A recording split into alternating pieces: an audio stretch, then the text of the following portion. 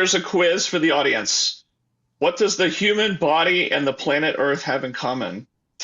We're both made up of 70% water. And so it's kind of a thing. But the sad thing is only 1% of all this water is drinkable on the whole Earth.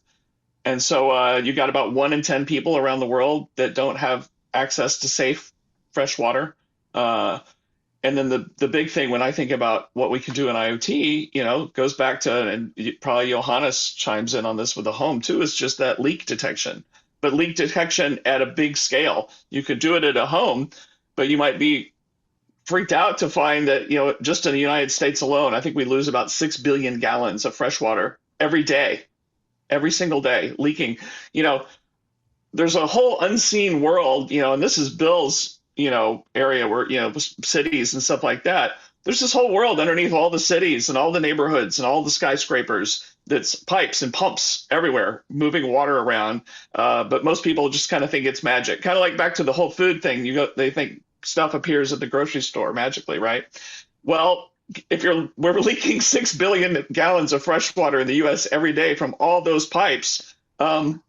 There's something IoT could do about it. Obviously, we can measure moisture, we can measure pressure in pipes, we can measure flow in pipes, and then we can see where leaks are happening, and we can take action quickly. And then you can do, there's that notion of early warning. Let's nip it in the bud before it just starts leaking forever. Let's go attack it right away.